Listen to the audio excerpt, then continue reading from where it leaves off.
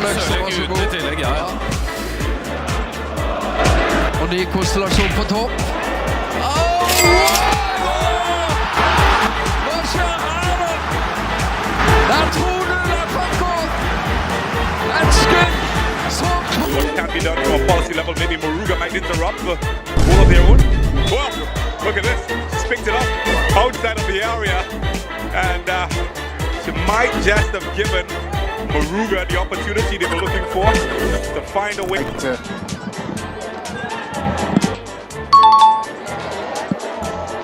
Yeah, it's unfortunate, as it's the letter of the law.